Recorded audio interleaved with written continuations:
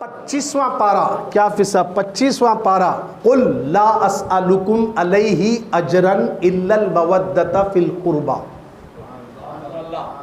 कुरान मुक़द्दस की एक आयत आपके सामने पढ़ा हूं, इसका तर्जुमा सुन लीजिए। ऐ महबूब तुम कह दीजिए मैं दीन के बदले में तुमसे कोई सवाल नहीं करता। कुल ला अस्अलुकुम, कोई सवाल नहीं करता।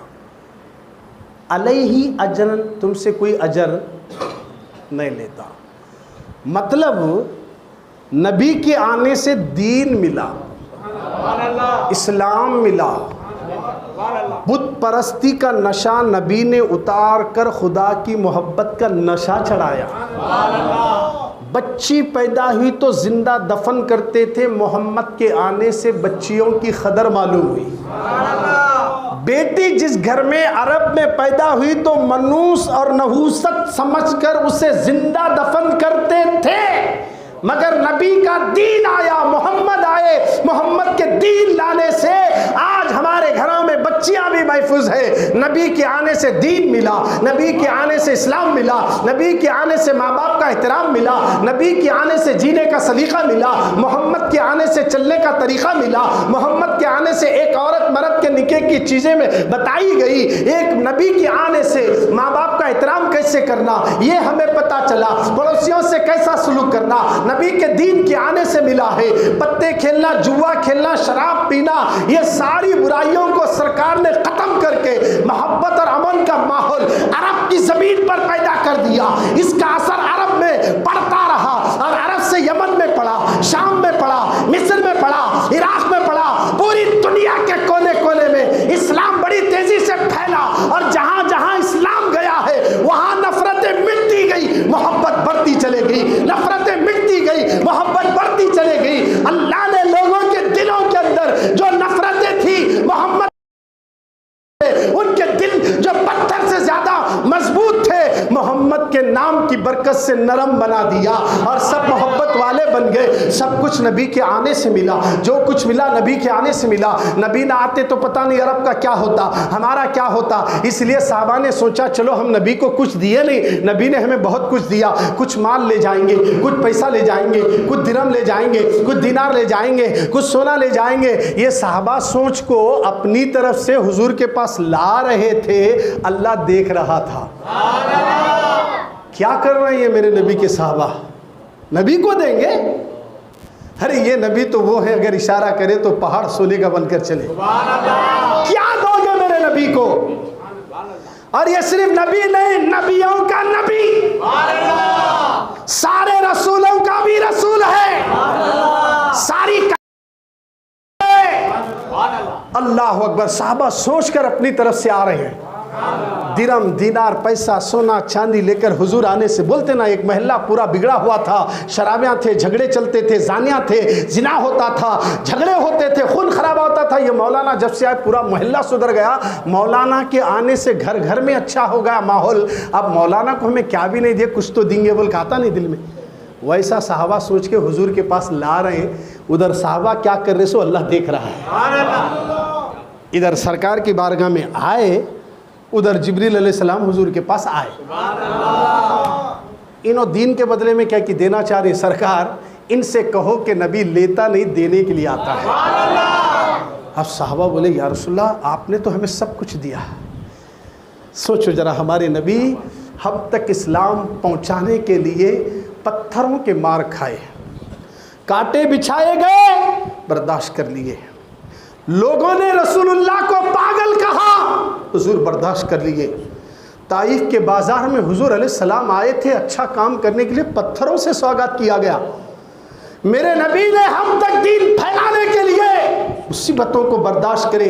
सजदे में गए तो अबू जाहिल ने ऊंट की उजड़ी लाकर डाल दिया। गौर करो कितनी कितनी तकलीफों से सरकार गुजरे हैं हम तक दीन पहुंचाने के लिए। साहबा ये दर्द लेकर कुछ रकम लेकर आए थे, मगर वो भी मना कर दिया गया।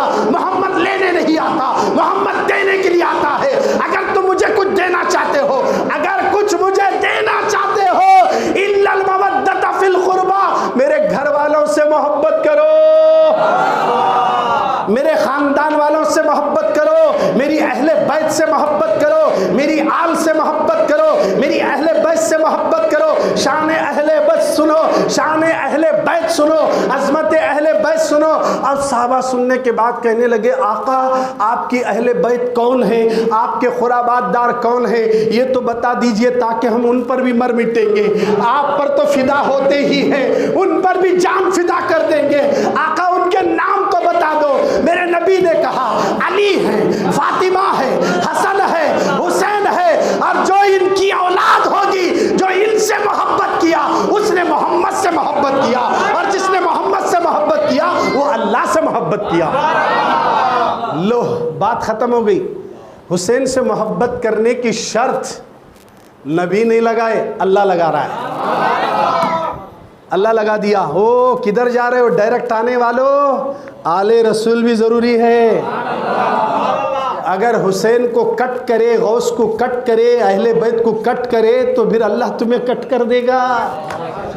इधर के नहीं, उधर के नहीं, मोहब्बत अहले बैत ज़रूरी है। और सुनो, साहबा की रूह और साहबा के रास्ते पर चलने की बात करने वाले वो अहले खबीस जो कहते हैं बस रसूल है, साहबा है, किसी की तकलीफ की जरूरत नहीं है।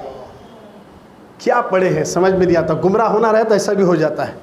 हमें किसी की पैरवी की जरूरत नहीं। सुनो, साहबा कितना मर मिटे साहबा अहले बैत पर, जानते हो? जिस वक्त फारूक आज़म अमीरुल मोमिनीन खलीफतुल मुस्लिमीन बने थे, मदियान फतेह हुआ और उस शहर में जितना भी माले गनीमत मिला वो मस्जिद नबवी शरीफ में लाया गया। तो इमाम हसन आए, हुसैन नहीं हसन, बड़े भैया आए, आकर कहने लगे, या अमीरुल मोमिनीन फारूक आज़म, अल्लाह ने मेरे हक़ का जो भी मुकर्रर किया है इसमें माले गनीमत से मुझे दे दो। कुछ ने बोले, अमीरुल मोमिनीन कौन मांग रहे? हसन मांग रहे हैं।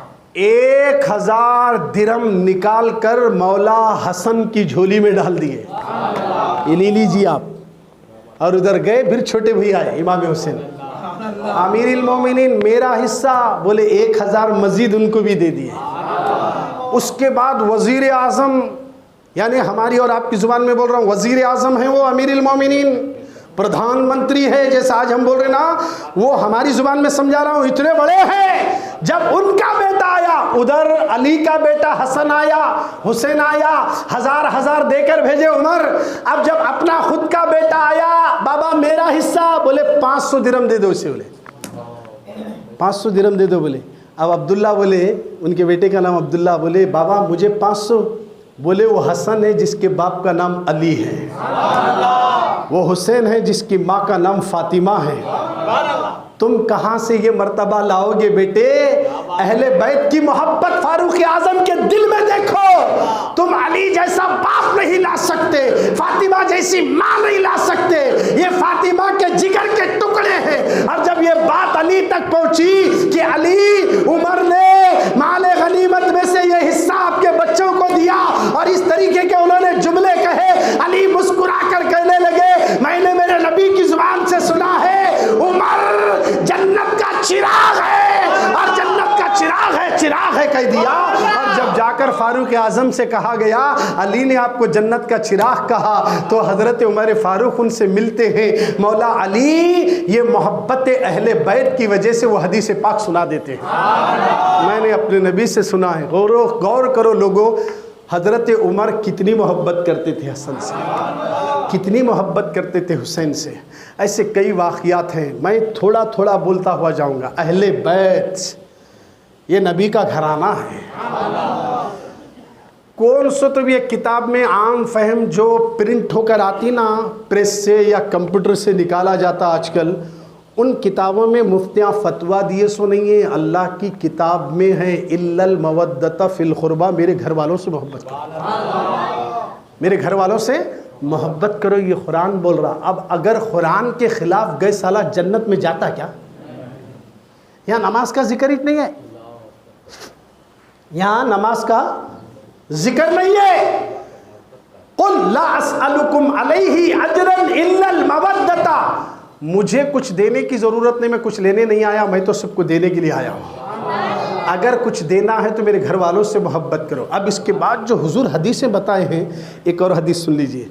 सरकार मदीना अलैहिस्सलाम इस दुनिया से, ज़ाहिरी दुनिया से पर्दा फरमाने से पहले मेरे आका पूरे सहाबा को जमा करें, बोलो सुभान अल्लाह। सब जमा हो गया, मैं जा रहा हूँ अनकरीब दुनिया से, 2 चीज़ें छोड़कर जा रहा हूँ। कितनी चीज़ें? तवज्जो चाहता हूँ। नंबर 1 कुरान मजीद, नंबर 2 मेरी अहले बैत। अब ये जो अहले हदीस वाले हैं ना, अहले हदीस तो नहीं हुआ, अहले खबीस हैं, जिनके सरों पे टोपी नहीं, नमाज पढ़ने का ढंग नहीं, टांगा फैलाकर उंगली हिला लेते, बेअदब लोग हैं। बेअदब, इस्लाम में अदब ज़रूरी है। शैतान के पास सब था, अदब नहीं था। समझ रहे ना? शैतान नमाजी भी था, आबिद भी था, जाहिद भी था, सब था, अदब नहीं था। अदब ज़रूरी है। ये भी बेअदब हैं, उसी के चेले हैं। सुनिए साहबा इकराम के बारे में, वो कहते हैं कि हम साहबा के पीछे उनके नक्श कदम पर चलते, रसूलुल्लाह की इताअत करते। अब सामने वाला क्या समझता? साहबा बोलने के बाद ख़त्म हो गया ना, वही बोलते। अब अल्लाह के नबी क्या बोल रहे? मैं 2 चीज़ें छोड़ के जा रहा हूँ। बोले क्या छोड़ के जा रहा हूँ? 2 चीज़ें। नंबर 1 कुरान मजीद, नंबर 2 अहले बैत। अच्छा हुजूर ये कहीं कि नहीं बोले साहबा को छोड़ के जा रहा हूँ? साहबा के सहाबी बनने के लिए नबी होना ज़रूरी है ज़ाहिरी दुनिया में, ज़ाहिरी दुनिया में। अब जिसने ईमान की हालत में अपने माते की आंखों से मोहम्मद को देखा, वो क्या हो गए? वो साहबी हो गए। अब हुजूर दुनिया से पर्दा फरमाने के बाद किसका दौर चल रहा? साहबा का। अब एक साहबी गुजर गए, दूसरे साहबी गुजर गए, तीसरे साहबी गुजर गए, चौथे साहबी गुजर गए। 1,24,000 साहबा दुनिया से पर्दा फरमाने के बाद अब कोई साहबी नहीं रहे। तवज्जो चाह रहा हूं, कोई साहबी नहीं रहे। इसलिए लोगों, नबी ने सिर्फ ये कहा कि मेरे साहबा आसमान के चमकते हुए हिदायत के सितारे हैं, इनमें से किसी की एक की पैरवी कर लो, वो नजात पाएगा। मगर दुनिया में छोड़ने की बात आई तो साहबा को नहीं लाया, अहले बैत को लाया। साहबा तो खत्म हो जाएंगे ज़ाहिरी दुनिया से, साहबियत तो खत्म हो जाएगी ज़ाहिरी दुनिया से, मगर अहले बैत कभी खत्म नहीं होती। हर गली कूचे में हसन मिलेगा, हुसैन मिलेगा, हर गली कूचे में असगर मिलेगा, अकबर मिलेगा। गोया कि अहले बैत जिंदा है। इन्हीं नामों से पूरी दुनिया में मुसलमान पहचाने जा रहे हैं। इसलिए अल्लाह के नबी ने कहा मेरी अहले बैत छोड़कर जा रहा हूं। अब इसको पकड़े कौन? शिया, वहाबी, सब नमाज़ के पीछे भाग रही। हमारे सुन्नियाँ ये गलती कर रही, नमाज़ छोड़कर अहले बैत के पीछे भाग रही। अब सुनिए, जब ये आयत उतरी कि अल्लाह ने नबी के घर वालों को पाक कर दिया, हर नापाकी से उन्हें दूर रखा, उन्हें पाक और सुथरा कर दिया, ये आयत जब उतरी तो अल्लाह के नबी रोज़ाना फातिमा के घर आते थे, सलाम करके कहते बेटी नमाज पढ़ो। बोलो ज़ोर से, क्या बोलते थे? नमाज पढ़ो। इसलिए कि हमारी पाकी का खुतबा कुरान बयान कर रहा है। अहले बैत बेनमाजी नहीं है, अहले बैत नमाजी है।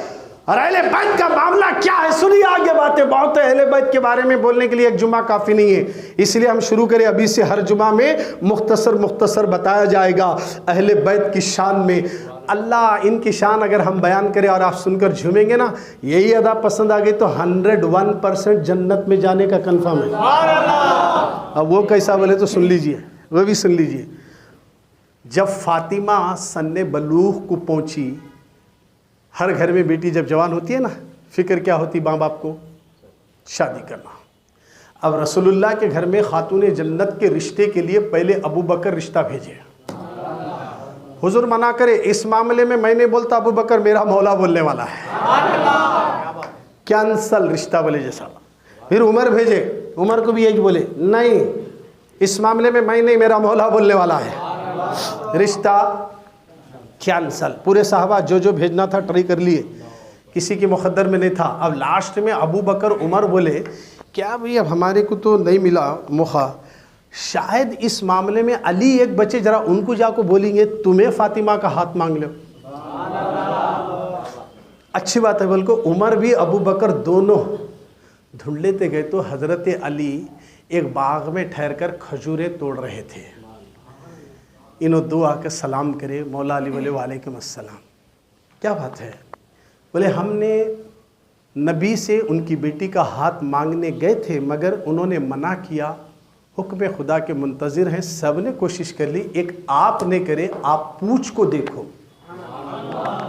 हज़रत अली बोले देखो मेरी हालत तो आपको मालूम है, घर में कुछ नहीं है, 3-3 दिन तक से फाखे से गुज़र रहे हैं। अब मैं मांगूँ तो कैसा मांगूँ? मेरे नबी के मुझ पर बेशुमार एहसानात हैं। फिर भी अबू बकर उमर हिम्मत दिलाते, शादी का क्या भी थोड़ा बहुत खर्चा रहा था हमें भी संभाल लेते, पहले जाको पूछो तो सही। क्या दोस्ती है जी, क्या अंदाज है। अच्छी बात है। बोले आए, सरकार बैठे थे, जैसे दरवाजे को दस्तक देने की आवाज़ आई तो बाजू में हुजूर अलैहिस्सलाम के उनके अहलिया बैठे थे। मेरा भाई अली आया है। दरवाज़ा खोले तो अली आए, अली आए, अंदर आए, सरकार के सामने बैठे।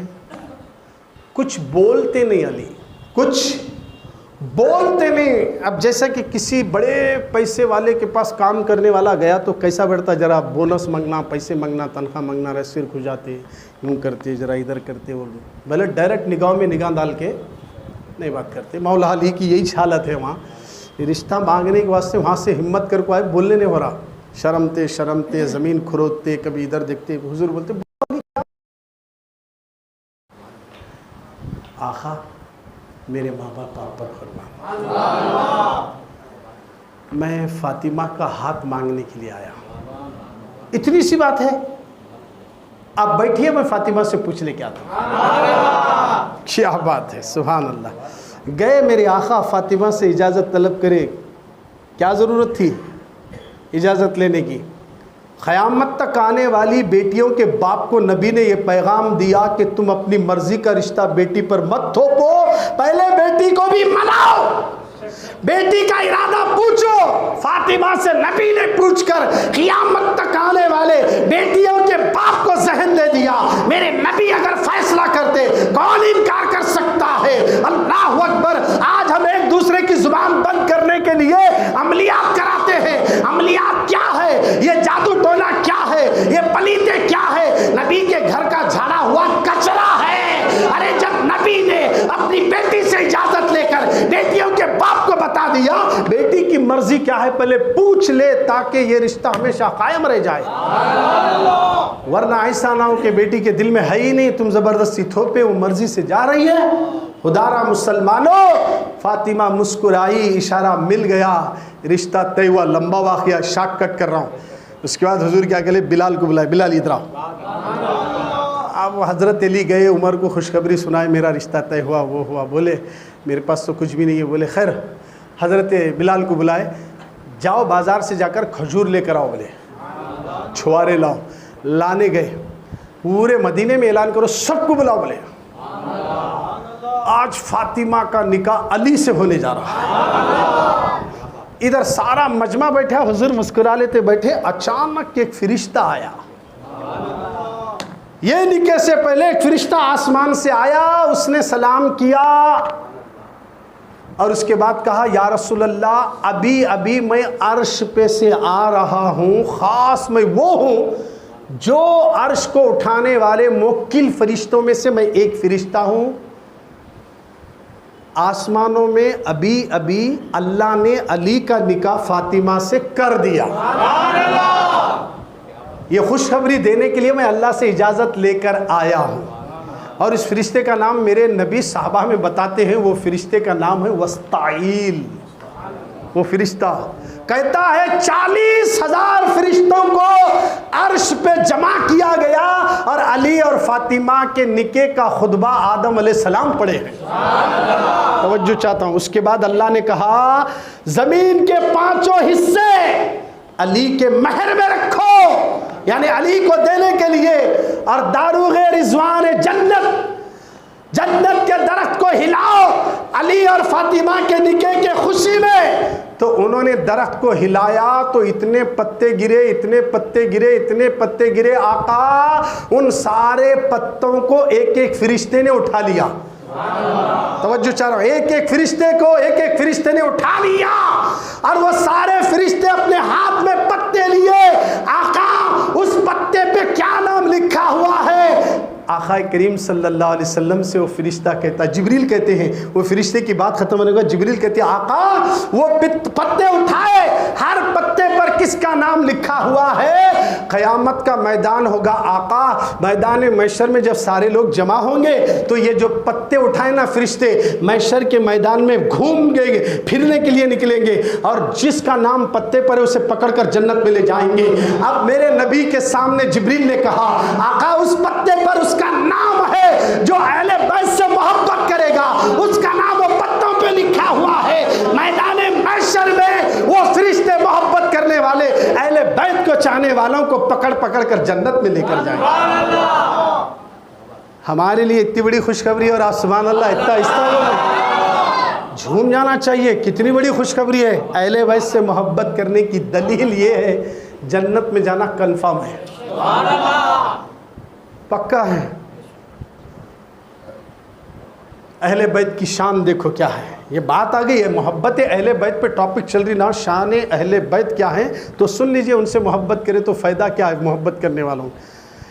अल्लाह के नबी सल्लल्लाहु अलैहि वसल्लम की प्यारी हदीस मौला अली शेर खुदा रिवायत करते हैं कि मेरे नबी ने कहा कि जिस किसी ने मेरी अहले बैत में से किसी भी शख्स से मोहब्बत की तो मैं क़यामत में उसका सिला उसको देने वाला हूँ। बात ख़त्म हो गई। अगर हम अहले बैत से मोहब्बत करते हैं तो मैदान महशर में हुजूर खुद सिला देने वाले हैं। अगर अल्लाह के नबी खाली देखे ना, देखे मालूम है, देखे तो हमें हुजूर देखे, मुस्कुराते हुए देखे, समझ लो 100% जन्नत कन्फर्म है। मैं तो समझता हूँ जैसे रसूल देखे हमारा सारा गम ख़त्म हो जाएगा। है भी वैसे सरकार, जिसकी तस्की से रोते हुए हंस पड़े, जिसकी तस्की से रोते हुए हंस पड़े, उस तबस्सुम की आदत पे लाखों सलाम। अगर रो रहा है तो नबी देख ले तो उसका सारा रोना खत्म होता। और जानते हो अल्लाह अकबर, मैदान महशर में हुजूर देख लें, अरे जिनके देखने से अबू जाहिल की बंद मुट्ठी में कंकरें कलमा पढ़ सकते हैं तो फिर हमारा क्या हाल होगा अंदाजा लगाओ जब नबी हमें देखेंगे। और वो सिला देने वाले हैं। अहले बैत से मोहब्बत करो, आले रसूल से मोहब्बत करो। अल्लाह अकबर, अहले बैत का ऐसा घराना है, इनके घर में बगैर परमिशन के, बगैर इजाज़त के आम फरिश्ते तो दूर की बात जिब्रील भी अंदर नहीं आते थे। क्या शान है जी अहले बैत की, जिब्रील भी अंदर नहीं आते थे। हालांकि फरिश्तों को कौन भी नहीं रोक सकता। आदम अलैहिस्सलाम से लेकर ईसा अलैहिस्सलाम जितने पैगंबर गुजरे हैं, किसी के घर में इजाज़त लेने की फरिश्तों को ज़रूरत नहीं पड़ी। इस ज़मीन पर एक ही घराना है, वो रसूलुल्लाह का घराना है, जहाँ बग़ैर इजाज़त के फरिश्ते भी नहीं आए। एक मरतबा अल्लाह के महबूब सल्लल्लाहु अलैहि वसल्लम बीमार हो गए, अलील हो गए, और उनके सराने कौन बैठे? खातूने जन्नत है। अहले बैत का घराना है, बात अहले बैत की चल रही है, घराना है अहले बैत का। सरकार अलील है, बीमार है। बीमार होना भी नबी की सुन्नत है। देखिए अब ये नहीं सोचना क्या भाई मैं मिला था क्या, मैं 5 नमाज़ां पढ़ रहा हूँ, बयाना कर रहा हूँ, तकरीर कर रहा हूँ, कुरान पढ़ रहा हूँ, मैं बीमार पढ़ रहा हूँ, मैं बीमार पढ़ रहा हूँ, कहीं को ऐसा हो रहा मेरे पीछे, कहीं को टेंशन नहीं लेना। बीमार जो है अल्लाह के नबी बोले फरिश्ते उसकी मग़फ़िरत की दुआ करते हैं। यहाँ लोग आप क्या बना लिए जहन, कौन तो बीमार पड़ा, शुगर आ गया, हार्ट आ गया, किडनी में क्या प्रॉब्लम आया, बहुत तुर लिया बेटा इसके से पड़ा देख, ऐसा बोलते, जल को बोलते। जबकि बीमारी अल्लाह की तरफ से एक रहमत है, बंदे के गुनाह माफ़ कर दिए जाते हैं। अब मेरे नबी सल्लल्लाहु अलैहि वसल्लम के बाजू में खातून जन्नत बैठी हुई है, सरकार की तबीयत ठीक नहीं है। दरवाजे पर किसी ने दस्तक दी तो खातून जन्नत ने आवाज़ लगाई, बाबा नहीं मिल सकते, तबीयत ठीक नहीं है, आप चले जाइए। फिर गए, फिर दूसरी मर्तबा आए, दरवाजे को दस्तक दिए। फिर खातून जन्नत ने कहा बाबा की तबीयत ठीक नहीं है, रसूलुल्लाह आराम कर रहे हैं, बाद में मिलेंगे। फिर तीसरी बार आए, फ़ातिमा उठकर बोलने जा रही थी, नबी ने हाथ पकड़े, फ़ातिमा ये आने वाला कौन है तुम जानती हो? नहीं सरकार। तो फरमाते हैं ये मलकल मौत है। मलकुल मौत है, हाँ वो मेरी रूह कब्ज़ करने के लिए आ रहे हैं, मगर वो इजाज़त लेकर आ रहे हैं। तवज्जो चारो, इजाज़त तलब कर रहे हैं अंदर आने की। खातून जन्नत ने कहा मलकुल मौत किसी की तो इजाज़त लेते नहीं, मगर ये अहले बैत का घराना है, अल्लाह के नबी का घराना है। अहले बैत के घर में मौत का फरिश्ता भी बगैर इजाज़त के लिए दाखिल हो रहा है। अल्लाह के नबी ने कहा आने दो उसे। जैसे ही दरवाज़ा खुला, अदब के साथ डरते डराते कांपते कांपते दुरूद व सलाम पढ़ते हुए हुजूर के करीब आए। बोले कैसा आना हुआ? अल्लाह ने भेजा है, अगर आप इजाज़त दिए तो रूह निकाल तो, नहीं इजाज़त मिली तो वापस जा तो। सुभान अल्लाह बोलो। अरे जिनका तुम्हें मैं कलमा पढ़ रही वो हमारे नबी की शान बयान हो रही है, मस्त मगन होकर सुभान अल्लाह बोलना चाहिए। क्या कह रहा है फरिश्ता? आज कैसे कैसे बादशाह लोगों को नहीं छोड़ा हो, कहीं भी इजाजत नहीं लेता हो, तुम दरवाजे बंद कर लो, समंदरों के तल में शीश महल बना लो कांच के गिलासा का, मेरे पास मौत का फरिश्ता नहीं आता, बोल वहां भी बैठो, वहां भी आता चुने, कोई नहीं रोक सकते। मगर एक ही घराना है, वो अहले बैत का है।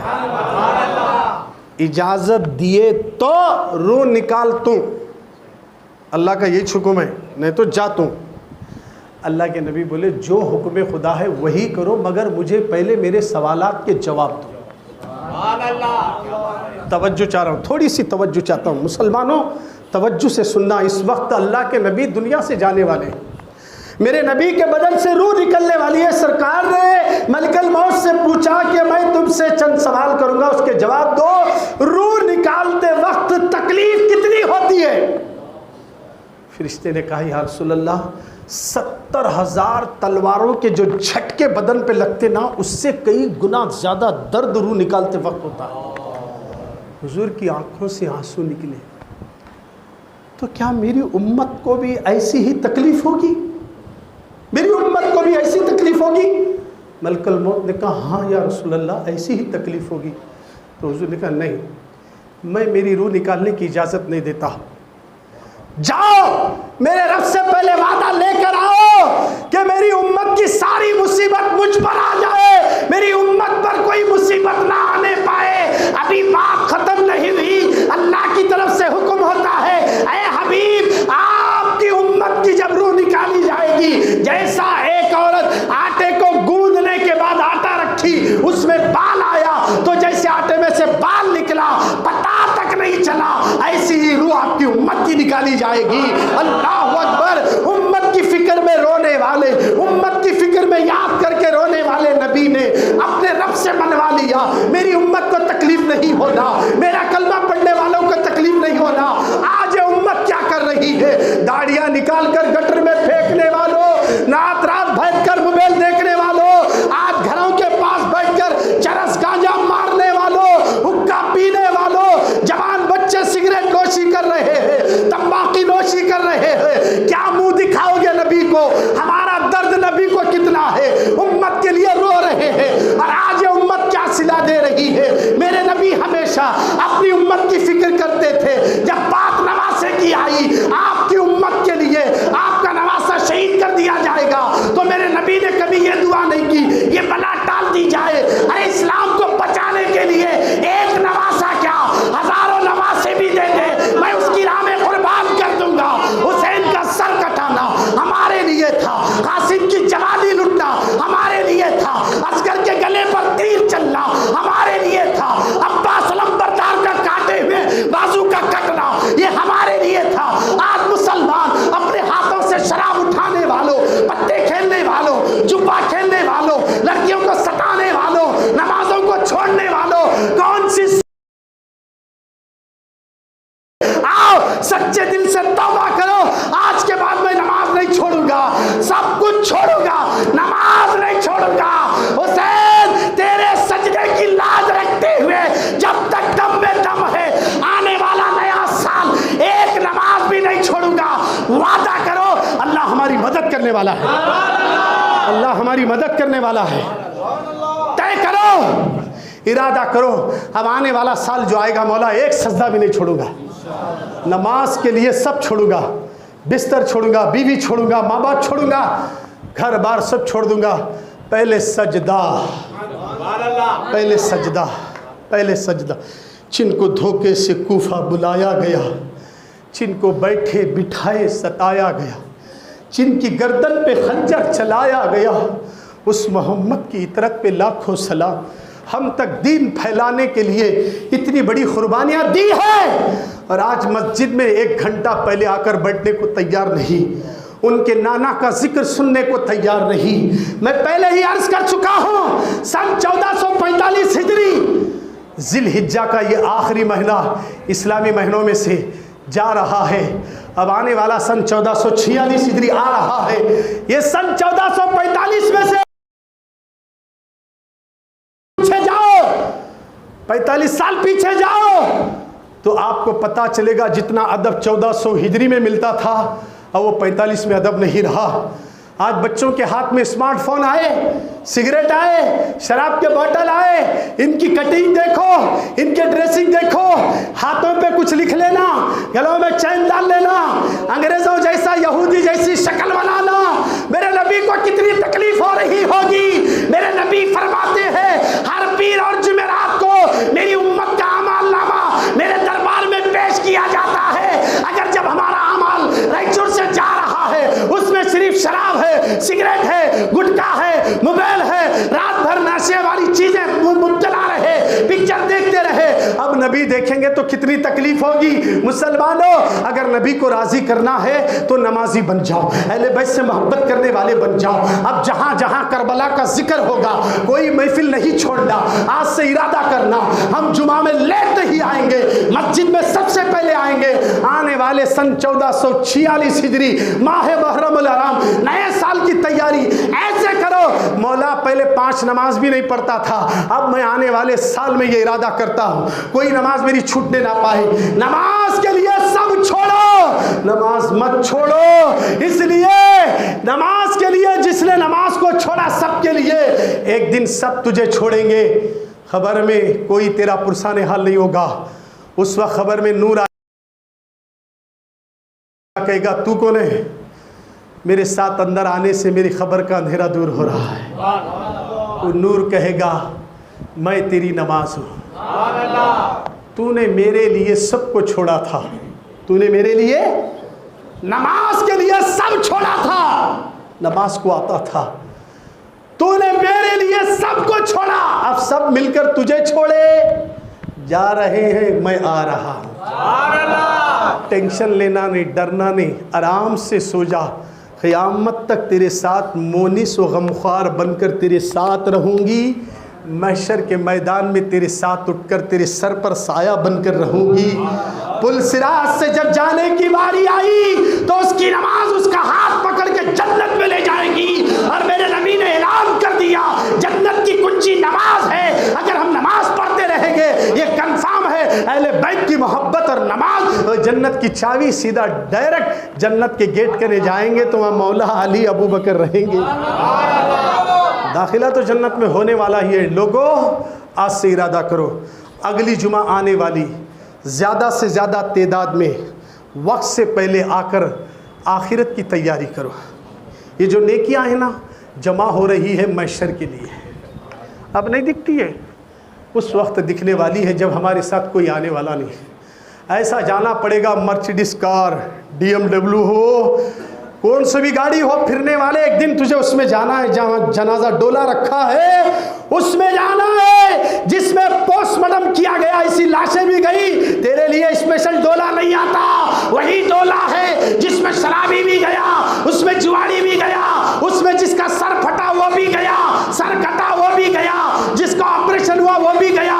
उसी डोले में आपको और मुझे भी जाना है। अरे जिसके अमाल अच्छे होंगे उसका डोला डोला नहीं, जन्नत का झूला है। और वो झूला झूलते में जब कब्र में उतरेगा तो कब्र में नूर कहेगा, तूने मुझे नहीं छोड़ा, मैं तेरी नमाज हूं, अब मैं तुझे नहीं छोड़ूंगा।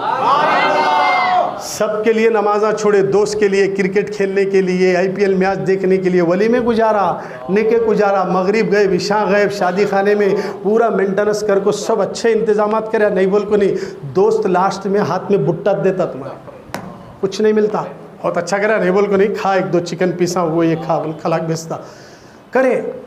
दोस्त के साथ जाकर खिदमत करो, मैं नहीं बोलता। नमाज छोड़कर मत करो, नमाज पढ़ कर करो। वलीमे में जाने से मैं रोकता नहीं, जाओ वलीमे में, नमाज पढ़ के जाओ। नमाज छोड़ के वलीमा मत अटेंड करो, नमाज छोड़ के निके में मत जाओ, नमाज पढ़ के जाओ, नमाज छोड़ के फंक्शन में मत जाओ। चाहे वो अकीका का हो, वो चाहे निके का हो, वो चाहे रस्म का हो, वो चाहे वलीमे का हो, वो चाहे बच्चे को झूले में डालने का हो, जो भी फंक्शन हो नमाज मत छोड़ना। पहले नमाज बाद में फंक्शन। इंशाअल्लाह इसकी बरकत से खाने में भी बरकत आएगी। अल्लाह आपको मुझे बोलने से ज़्यादा अमल की तौफीक दे।